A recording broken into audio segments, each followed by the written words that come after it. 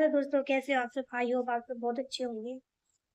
इससे पहले की वीडियो में हमने सेक्शन 1 से 80 तक कवर कर चुके हैं। आज से हम सेक्शन 81 कवर करने वाले हैं।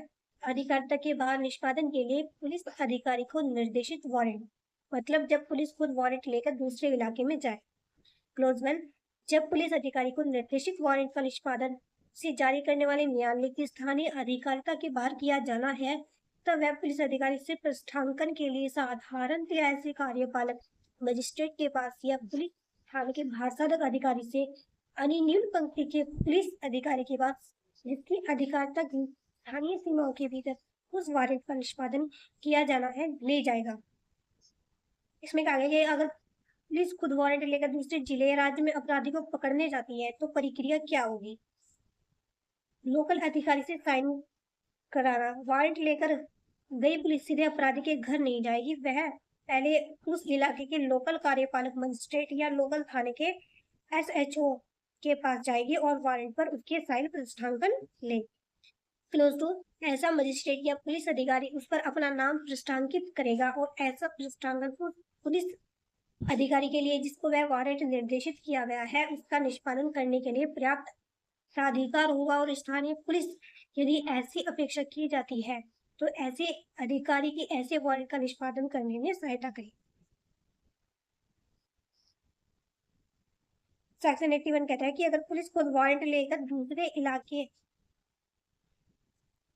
सेक्शन 81 कहता है कि अगर पुलिस खुद वारंट लेकर दूसरे जिले या राज्य में अपराधी को पकड़ने जाती है तो प्रक्रिया क्या होगी। लोकल अधिकारी से साइन कराना होगा। वारंट लेकर गई पुलिस सीधे अपराधी के घर नहीं जाएगी, वह पहले उस इलाके के लोकल कार्यपालक मजिस्ट्रेट या लोकल थाने के SHO के पास जाएगी और वारंट पर उसके साइन पृष्ठांकन लेगी। ठीक है।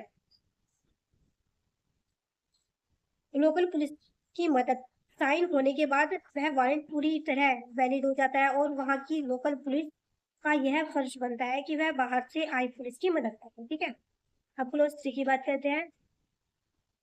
जब कभी यह विश्वास करने का कारण है कि उस मजिस्ट्रेट या पुलिस अधिकारी का जिसके स्थानीय अधिकारिता के भीतर वह वारंट निष्पादित किया जाना है पृष्ठांकन प्राप्त करने में होने वाले विलंब से ऐसा निष्पादन नहीं हो पाएगा, तब वह पुलिस अधिकारी जिसे वह निर्देशित किया गया है उसका निष्पादन उस न्यायालय की जिसने उसे जारी किया है स्थानीय अधिकारिता से किसी स्थान में ऐसे पृष्ठांकन के बिना कर सकेगा। तो स्थिति कहता है कि आपातकालीन स्थिति में इमरजेंसी छूट उस धारा 3 एक बहुत जरूरी अफवाह देती है। ठीक है। अगर पुलिस को डर है कि लोकल मजिस्ट्रेट या थाने से साइन कराने के चक्कर में जो देरी होगी उतने में अपराधी भाग जाएगा तो पुलिस बिना किसी लोकल साइन के सीधे रेड मारकर अपराधी को गिरफ्तार कर सकती है। ठीक है। जब अपराधी को उसके अपने जिले से बाहर दूसरे जिले राज्य में गिरफ्तार किया जाता है तो आगे क्या प्रक्रिया अपनाई जाएगी। जब कोई अपराधी पूरी तरह से छिप जाता है या भाग जाता है तो उसे कोर्ट भगोड़ा घोषित करने के लिए उद्घोषणा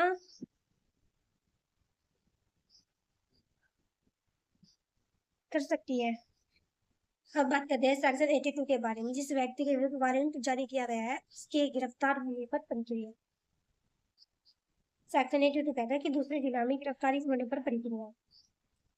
क्लोज 1, जब गिरफ्तारी के वारंट का निष्पादन उस जगह से बाहर किया जाता है जिसमें वह जारी किया गया था तब गिरफ्तार किए गए व्यक्ति को उस दशा के सिवाय जिसमें वह न्यायालय जिसने वह वारंट जारी किया है गिरफ्तारी के स्थान से 30 किलोमीटर के भीतर या उस कार्यपालक मजिस्ट्रेट या जिला पुलिस अधीक्षक या पुलिस आयुक्त से जिसकी अधिकारिता की स्थानीय सीमाओं के अंदर गिरफ्तारी की गई थी अधिक निकट है या धारा 73 के अधीन प्रतिभूति ले ली गई है, ऐसे मजिस्ट्रेट या जिला अधीक्षक या आयुक्त के समक्ष ले जाएगा। ठीक है। उप धारा 1 में निर्दिष्ट किसी व्यक्ति की गिरफ्तारी पर पुलिस अधिकारी ऐसी गिरफ्तारी और ऐसे स्थान की जहां गिरफ्तार किया गया व्यक्ति रखा गया है से संबंध में जिले के नाम निर्दिष्ट पुलिस अधिकारी को तथा अन्य जिले के ऐसे पुलिस अधिकारी को जहां गिरफ्तार किया गया व्यक्ति साधारणतया निवास करता है तुरंत जानकारी दे। सेक्शन 82 का कहने का मतलब है कि जब पुलिस किसी आरोपी को उस जिले से बाहर गिरफ्तार करती है जहां कोर्ट वारंट जारी किया था, तब पुलिस उसे सीधे अपने कोर्ट नहीं ले जाएगी, उसे पहले वहीं के लोकल अधिकारी के पास ले जाना होगा, मजिस्ट्रेट अधिकारी के सामने पेश करना। गिरफ्तारी व्यक्ति को उस इलाके के कार्यपालक मजिस्ट्रेट, जिला पुलिस अधीक्षक, एसपी या पुलिस आयुक्त के सामने पेश किया जाएगा। ठीक है, इसके अपवाद की बात कर लेते हैं। यदि वारंट जारी करने वाला कोर्ट गिरफ्तारी की जगह से 30 किलोमीटर के भीतर ही हो, यदि वारंट जारी करने वाला कोर्ट स्थानीय मजिस्ट्रेट एसपी के दफ्तर से ज्यादा पास पड़ता हो, तो यदि पुलिस ने धारा 73 के तहत मुकदमे पर ही जमानत प्रतिभूति ले ली हो, तुरंत सूचना देना धारा 2 के अनुसार जैसे आरोपी गिरफ्तार होगा, गिरफ्तारी करने वाले पुलिस अधिकारी की जिम्मेदारी है कि वह उस जिले के नाम निर्दिष्ट पुलिस अधिकारी को और आरोपी जिसे जिले का रहने वाला है वहां के पुलिस अधिकारी को तुरंत इस बात की और उसके रहने की जगह की जानकारी देगा। ठीक है, अब बात करते हैं सेक्शन 83 के बारे में। उस मजिस्ट्रेट द्वारा प्रक्रिया जिसके समक्ष ऐसे गिरफ्तार किया गया व्यक्ति लाया जाए।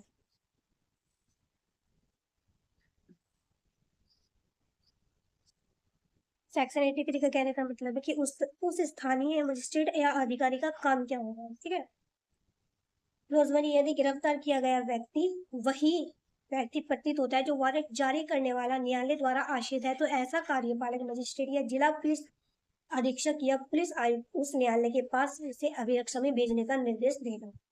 परंतु यदि अपराध जमानते हैं और ऐसा व्यक्ति ऐसे जमानत पत्र देने के लिए तैयार और रजामंद है, जिसे ऐसे मजिस्ट्रेट, जिला अधीक्षक, आयुक्त समाधान हो जाए या वारंट पर धारा 73 के अधीन निर्देशित प्रस्तावित है और ऐसा व्यक्ति ऐसे निर्देश द्वारा अपेक्षित प्रतिभूति देने के लिए तैयार और रजामंद है, तो वह मजिस्ट्रेट, जिला अधीक्षक या आयुक्त यथास्थिति ऐसा जमानत पर प्रतिभूति लेगा और बंधन पत्र न्यायालय को भेज देगा जिसे वारंट जारी किया था। ठीक है, परंतु यह और कि यदि अपराध अजमानती है तो धारा 480 के उपबंधों के अधीन रहते हुए मुख्य न्यायिक मजिस्ट्रेट के लिए या उस जिले के जिसमें गिरफ्तारी की गई है शासन न्यायाधीश के लिए धारा 80 की उपधारा 2 में निर्दिष्ट जानकारी और दस्तावेजों पर विचार करने के पश्चात ऐसे व्यक्ति को छोड़ देना विधि पूर्ण होगा। क्लोज इस धारा की कोई बात पुलिस अधिकारी को धारा 73 के अधीन प्रतिभूति लेने से रोकने वाले न समझी जाएगा। सेक्शन 83 का कहने का मतलब है कि जब पुलिस गिरफ्तार आरोपी को उस स्थानीय मजिस्ट्रेट या एसपी के सामने पेश करेगी, तो वह अधिकारी क्या कर सकता है। ठीक है, इसकी पहचान अधिकारी सबसे पहले यह देखेगा कि क्या वह आदमी वही आदमी है जिसे कोर्ट पकड़ना चाहता था। कस्टडी में भेजना, पहचान पक्की होने पर वह अधिकारी उसे वारंट जारी करने वाले कोर्ट के पास सुरक्षित और अभिरक्षा में भेजने का आदेश देगा। ठीक है, जमानत देने की शक्ति किसके पास। जमानते अपराध, अगर अपराध जमानते हैं और आरोपी जमानत देने को तैयार है, तो वह स्थानीय अधिकारी जिसकी जमानत लेकर बॉन्ड को सीधे वारंट जारी करने वाले कोर्ट में भेज देगा और आरोपी को छोड़ देगा। और अगर अजमानती अपराध है, अगर अपराध गंभीर गैर जमानते हैं, तो वहां का मुख्य न्यायिक मजिस्ट्रेट सीजीएम या सेशन जज वारंट के साथ आई जानकारियों और कागजात को देखने के बाद धारा 480 के नियमों के तहत उसे छोड़ या जमानत दे सकता है। ठीक है, सेक्शन 84 फरार व्यक्ति के लिए उद्घोषणा, मतलब फरार व्यक्ति के लिए उद्घोषणा भगोड़ा घोषित करें। ठीक है, क्लॉज 1 यदि किसी न्यायालय को चाहे साक्ष्य लेने के लिए पश्चात या लिए बिना यह विश्वास करने का कारण है कि कोई व्यक्ति जिसके विरुद्ध उसने वारंट जारी किया है फरार हो गया है या अपने को छिपा रहा है, जिसे ऐसे वारंट का निष्पादन नहीं किया जा सकता हो, तो ऐसा न्यायालय उसे अपेक्षा करने वाली लिखित घोषणा प्रकाशित कर सकेगा कि वह व्यक्ति विनिर्दिष्ट स्थान में और विनिर्दिष्ट समय पर जो उद्घोषणा के प्रकाशन की तारीख से कम 30 दिन पश्चात का होगा उपस्थित होगा। उद्घोषणा निम्नलिखित रूप से प्रकाशित की जाएगी।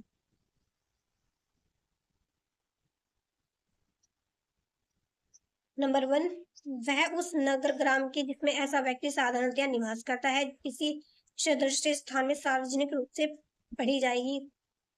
नंबर 2, वह उस घर वास स्थान के जिसमें ऐसा व्यक्ति साधारणतया निवास करता है किसी सदस्य भाग पर या ऐसे नगर या ग्राम के किसी सदस्य स्थान पर लगाई जाएगी। नंबर 3, जिसकी एक प्रति उस न्यायालय के किसी सदस्य भाग पर लगाई जाएगी। यदि न्यायालय ठीक समझता है तो वह यह निर्देश भी दे सकता है कि उद्घोषणा की एक प्रति उस स्थान में परिचालित किसी दैनिक समाचार पत्र में प्रकाशित की जाएगी जहां ऐसा व्यक्ति साधारणतया निवास करता है। उद्घोषणा जारी करने वाले न्यायालय द्वारा यह लिखित कथन की उद्घोषणा विनिर्दिष्ट के दिन उपधारा 2 के खंड 1 में विनिर्दिष्ट रीति से सम्यक रूप से प्रकाशित की जाएगी। इस बात का निश्चय साक्ष्य होगा कि इस धारा की अपेक्षाओं का अनुपालन कर दिया गया है और उद्घोषणा उस दिन प्रकाशित कर दी जाएगी। क्लोज 4, जहां उपधारा 1 के दिन प्रकाशित की गई घोषणा ऐसे अपराध के अभियुक्त व्यक्ति के संबंध में जिससे भारतीय न्याय संहिता 2023 का 45 या तत्समय प्रवर्त किसी अन्य विधि के अधीन 10 वर्ष या अधिक के कारावास से आजीवन कारावास या मृत्यु दंड से दंडनीय बनाया गया है और ऐसा व्यक्ति उद्घोषणा में अपेक्षित विनिर्दिष्ट स्थान और समय पर उपस्थित होने में असफल रहता है तो न्यायालय तब ऐसी जांच करने के पश्चात जैसी वह ठीक समझता है उसे उद्घोषित अपराधी प्रकट कर सकेगा और उस प्रभाव की घोषणा कर सकेगा। उपधारा 5, उपधारा 2, उपधारा 3 के उपबंध न्यायालय द्वारा उपधारा 4 के अधीन किए गए घोषणा को उसी प्रकार लागू होंगे जैसे उपधारा 1 के अधीन प्रकाशित घोषणा को लागू होते हैं। सेक्शन 84 का क्लोज 1 कहता है कि जब पुलिस वारंट के बाद भी आरोपी को नहीं पकड़ पाती है क्योंकि वह भाग गया है या छिप गया है, तब कोर्ट उसे आखिरी मौका देने और समाज में उसकी थूथू कराने के लिए घोषणा जारी करता है। कोर्ट एक लिखित आदेश जारी करेगा जिसमें लिखा होगा कि इस व्यक्ति को एक तय समय और तय जगह पर कोर्ट के सामने हाजिर होना होगा। कोर्ट आरोपी को छिपने की जगह से आने के लिए कम से कम 30 दिन का समय देगा। यह 30 दिन उस तारीख से गिने जाएंगे जिस दिन यह नोटिस पब्लिक में घोषित किया जाएगा या पब्लिश किया जाएगा। सेक्शन 84 का क्लोज 2 कहता है कि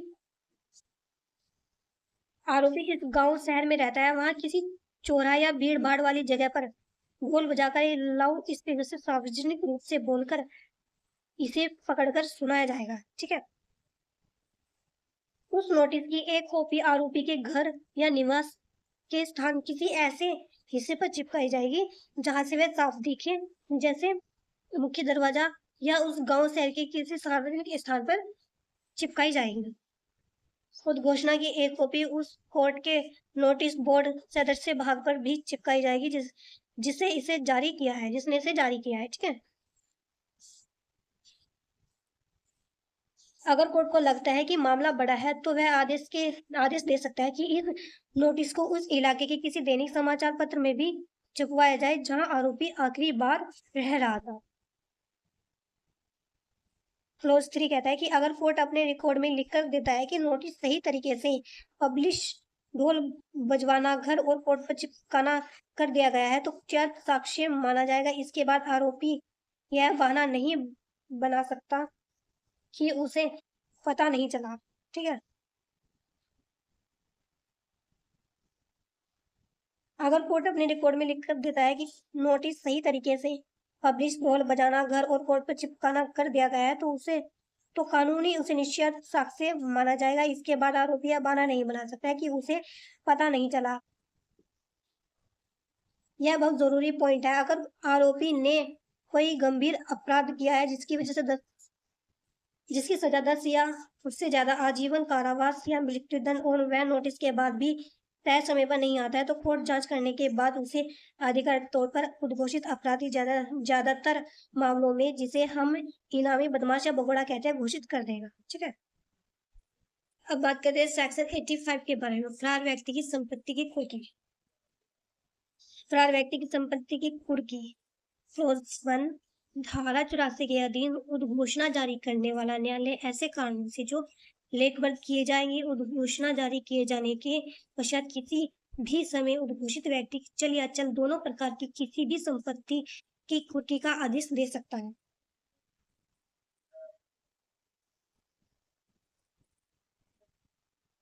क्लोज 1 कहता है कि धारा 84 के तहत नोटिस जारी करने के बाद कोर्ट किसी भी समय उसकी चल जैसे गाड़ी, पैसा, गहने या अचल जैसे घर, जमीन या दोनों संपत्तियों को कुर्क करने का आदेश दे सकता है। परंतु यदि घोषणा जारी करते समय न्यायालय का शपथ पत्र द्वारा अन्यथा यह समाधान हो जाता है कि वह व्यक्ति जिसके संबंध में उद्घोषणा निकाली जाती है अपनी समस्त संपत्ति उसके किसी भाग का व्यवयन करने वाला है या अपनी समस्त संपत्ति के किसी भाग को उस न्यायालय की स्थानीय अधिकारिता से हटाने वाला है, तो वह उद्घोषणा जारी करने के साथ ही साथ संपत्ति की कुर्की का आदेश दे सकता है।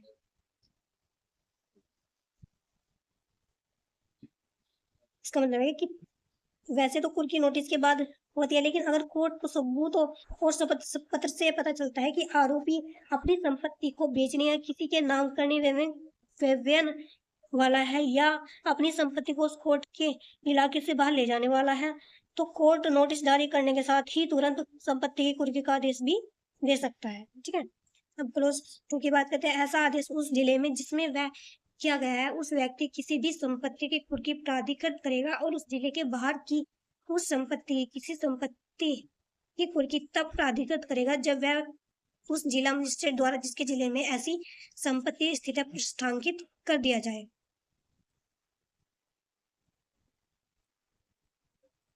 क्लोज टू का कहने का मतलब है कि जिस कोर्ट ने आदेश दिया है वह अपने जिले में मौजूद संपत्ति को तुरंत कुर्क करवा सकता है। अगर आरोपी की संपत्ति किसी दूसरे जिले में है तो वहां कुर्की तब नहीं होगी जब तक उसे दूसरे जिले के जिला मजिस्ट्रेट उस आदेश पर अपने साइन प्रस्थांकन न कर दे। उनके साइन होते ही दूसरे जिले में भी संपत्ति कुर्क हो जाएगी। ठीक है, क्लोज थ्री, यदि वह संपत्ति जिसको कुर्क करने का आदेश दिया गया है ऋण या अन्य चल संपत्ति हो तो इस धारा के अधीन कुर्की अभिग्रहण द्वारा की जाएगी, रिसीवर की नियुक्ति द्वारा की जाएगी, उद्घोषित व्यक्ति को या उसके निम्नित किसी को भी उस संपत्ति का प्रदान करने का प्रतिषेध करने वाले लिखित आदेश द्वारा की जाएगी। इन रीतियों में से सब किन्हीं दो से की जाएगी जैसा न्यायालय ठीक समझे। यदि वह संपत्ति जिसको कुर्क करने का आदेश दिया गया है चल है तो इस धारा के अधीन कुर्की राज्य सरकार को राजस्व देने वाली भूमि की दशा में उस जिले के कलेक्टर के माध्यम से की जाएगी जिसमें वह भूमि स्थित है और अन्य सब दशाओं में है। नंबर 1, कब्जा लेकर की जाएगी, रिसीवर की नियुक्ति द्वारा की जाएगी, उद्घोषित व्यक्ति को या उसके निमित्त किसी को भी संपत्ति का किराया देने या उस संपत्ति का प्रदान करने प्रतिषेध करने वाले लिखित आदेश द्वारा की जाएगी या इन रीतियों में से सब या किन्हीं दो की जाएगी जैसा न्यायालय ठीक समझे। धारा 5, वह संपत्ति जिसको कुर्की करने का आदेश दिया गया है जीवनधर या विनश्वर प्रकृति की है तो यदि न्यायालय समुचित समझता है तो वह उसके तुरंत विक्रय का आदेश दे सकता है और ऐसी दशा में विक्रय के आगमन न्यायालय के आदेश के अधीन रहेगी। धारा 23 धारा के अधीन नियुक्त रिसीवर की शक्तियां कर्तव्य और दायित्व वही होगी जो सिविल प्रक्रिया संहिता के अधीन नियुक्त रिसीवर के होते हैं। सेक्शन 84 क्लोज 4 का कहने का मतलब है कि खेती की जमीन या सरकारी राजस्व टैक्स देने वाली भूमि अगर कुर्क होने वाली जमीन ऐसी है जिससे सरकार को टैक्स लगान जाता है तो कुर्की उस जिले के कलेक्टर डीएम के माध्यम से होगी। अन्य सभी चल संपत्तियों के लिए कोर्ट 4 तरीकों से अपना सकता है। नंबर 1, पुलिस या कोर्ट के लोग सीधे जाकर उस मकान या दुकान पर अपना ताला लगा देंगे और कब्जा कर लेंगे। नंबर 2, रिसीवर की नियुक्ति, कोर्ट एक सरकारी देखरेख करने वाला रिसीवर नियुक्त कर देगा तो उसे पार्टी की जिम्मेदारी संभाले। ठीक है। नंबर 3, लिखित आदेश द्वारा रोक, कोर्ट एक सरकारी बोर्ड टांग देगा या लिखित आदेश जारी कर देगा कि कोई भी व्यक्ति फरार आरोपी इस प्रॉपर्टी का किराया नहीं देगा और न ही इसे खरीदेगा या बेचेगा। ठीक है। नंबर 4, मिले जुले तरीके, कोर्ट इनमें से कोई भी 2 या सभी तरीके एक साथ लागू कर सकता है जैसे जीवन धन या तुरंत खराब होने वाली चीजें, अगर कुर्क की गई संपत्ति में कोई मवेशी गाय भैंस आदि है या ऐसी चीजें हैं जो जल्दी सड़ गल सकती है तो जैसे फल सब्जियां, तो कोर्ट इंतजार नहीं करेगा, कोर्ट उसे तुरंत बेचने का आदेश देगा। जो पैसा आगा मिलेगा उसे कोर्ट अपने पास सुरक्षित रखेगा। सेक्शन 85 का क्लोज 5 कहता है। क्लॉज 6, इस काम के लिए जो रिसीवर चुना जाएगा उसकी शक्तियां और जिम्मेदारी वही होगी जो सिविल प्रक्रिया संहिता सीपीसी 1908 के तहत एक सामान्य रिसीवर की होती है, यानी संपत्ति की सुरक्षा करना, हिसाब किताब रखना आदि। ठीक है। सेक्शन 86, उद्घोषित व्यक्ति की संपत्ति की पहचान और कुर्की, दूसरे राज्य या प्राधिकारियों से मदद लेना। न्यायालय पुलिस अधीक्षक या पुलिस आयुक्त की आयुक्त की पंक्ति या इससे ऊपर के किसी पुलिस अधिकारी से लिखित अनुरोध प्राप्त होने पर अध्याय 8 में उपबंधित प्रक्रिया के अनुसार किसी उद्घोषित व्यक्ति से संबंधित संपत्ति की पहचान कुर्की जब्ती के लिए किसी न्यायालय या संबंधित राज्य के किसी प्राधिकारी से सहायता का अनुरोध करने की प्रक्रिया का आरंभ। सेक्शन 86 का कहने का मतलब है कि अगर फरार अपराधी की संपत्ति किसी दूसरे राज्य में या छिपाई गई है तो पुलिस अधीक्षक, एसपी या पुलिस कमिश्नर के लिखित रिक्वेस्ट पर कोर्ट एक विशेष प्रक्रिया शुरू करेगा जिसके तहत कोर्ट दूसरे राज्य की सरकार, वहां की कोर्ट या अथॉरिटी से कानूनी मदद मांगेगा ताकि उस भगोड़े की संपत्ति को ढूंढा जा सके और उसे कुर्क या जब्त किया जा सके। ठीक है। अब बात करते हैं सेक्शन 87 के बारे में।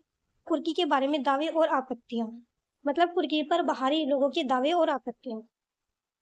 क्लॉज 1, यदि धारा 85 के अधीन कुर्क की गई किसी संपत्ति के बारे में उस कुर्की की तारीख से 6 माह के भीतर कोई व्यक्ति जो उद्घोषित व्यक्ति से बिना इस आधार पर दावा या उसके कुर्क किए जाने पर आपत्ति करता है कि दावेदार या आपत्तिकर्ता उस संपत्ति में कोई हित और ऐसा हित धारा 86 के अधीन कुर्क नहीं किया जा सकता है तो उसे दावे का आपत्ति जांच की जाएगी और उसे पूर्णतः या भागत मंजूर या नामंजूर किया जा सकता है, परंतु इस उपधारा का अनुज्ञात अवधि के भीतर किए गए किसी दावे या आपत्तियों को दावेदार या आपत्तिकर्ता की मृत्यु हो जाने की दशा में उसकी विधिक प्रतिनिधि द्वारा चालू रखा जा सकेगा। उपधारा 2, उपधारा 1 के अधीन दावे या आपत्तियां उस न्यायालय में जिसके द्वारा कुर्की का आदेश जारी किया गया है या यदि दावा या आपत्ति ऐसी संपत्ति के बारे में है जो धारा जैसे कि धारा 2 के अधीन प्रतिष्ठांकित आदेश के अधीन कुर्क की गई है तो उस जिले के जिसमें कुर्क की जाती है मुख्य न्यायिक मजिस्ट्रेट के न्यायालय में की जा सकेगी। उपधारा 3, प्रत्येक ऐसे दावे या आपत्ति की जांच उस न्यायालय द्वारा की जाएगी जिसमें वह किया गया या की गई है, परंतु यदि वह मुख्य न्यायिक मजिस्ट्रेट के न्यायालय में किया गया या की गई तो वह उसे निपटाने के लिए अपने अधीनस्थ किसी मजिस्ट्रेट को दे सकेगा। उपधारा 4, कोई व्यक्ति जिसके दावे या आपत्तियों को उपधारा 1 के अधीन आदेश द्वारा पूर्णतः या भाग नामंजूर कर दिया गया है, ऐसे आदेश की तारीख से 1 वर्ष की अवधि के भीतर उस अधिकार को सिद्ध करने के लिए जिसका दावा विवादग्रस्त संपत्ति के बारे में करता है वाद सूचित कर सकेगा, किंतु वह आदेश ऐसे वाद की यदि कोई वो परिणाम के अधीन रहते हुए एक निश्चय होगा। सेक्शन 87 का कहने का मतलब है कि कई बार ऐसा होता है कि पुलिस फरार आरोपी के चक्कर में उसके भाई, पार्टनर या किसी दूसरे निर्दोष व्यक्ति को प्रॉपर्टी की कुर्की कर लेती है। यह धारा उस निर्दोष व्यक्ति को हक देती है अगर किसी और व्यक्ति का उस कुर्क की गई संपत्ति में कोई कानूनी हिस्सा या हक है तो कुर्क की तारीख से 6 महीने के भीतर कोर्ट अपनी आपत्ति दर्ज करा सकता है कि यह प्रॉपर्टी मेरी है, इसे छोड़ दिया जाए। कोर्ट इस दावे की जांच करेगा और इसे सही पाए जाने पर मंजूर या गलत पाए जाने पर नामंजूर कर सकता है। अगर आपत्ति दर्ज कराने वाले की इस बीच मौत हो जाए तो उसका कानूनी वारिस इसे केस को आगे बढ़ा सकता है। यह आपत्ति या तो उसी कोर्ट में दी जाएगी जिसने कुर्की का आदेश दिया था या फिर अगर प्रॉपर्टी किसी दूसरे जिले में कुर्क हुई है तो उस जिले के मुख्य न्यायिक मजिस्ट्रेट सीजीएम की कोर्ट में दी जाएगी। सीजीएम साहब चाहे तो इस मामले की जांच खुद कर सकते हैं या अपने नीचे के किसी मजिस्ट्रेट को सौंप सकते हैं। कोर्ट से केस हारने पर अगर कोर्ट ने उस तीसरे व्यक्ति की आपत्ति को नामंजूर कर दिया तो उसके पास अपनी प्रॉपर्टी बचाने का एक आखिरी रास्ता बच सकता है। वह इस आदेश के 1 साल के भीतर सिविल कोर्ट में जाकर एक दीवानी मुकदमा सिविल सूट दायर कर सकता है। जब तक सिविल कोर्ट का अंतिम फैसला नहीं आता है तब तक मजिस्ट्रेट आदेश तब तक मजिस्ट्रेट का आदेश ही अंतिम माना जाएगा। कोर्ट की गई संपत्ति को कब छोड़ा जाएगा, कब बेचा जाएगा, कब वापस किया जाएगा, कोर्ट कब समन की जगह सीधे गिरफ्तारी का वारंट जारी कर सकता है। आज की वीडियो में बस इतना ही। अगर आपको वीडियो अच्छी लगी है तो प्लीज लाइक कीजिए, कमेंट कीजिए, शेयर कीजिए। जी थैंक यू।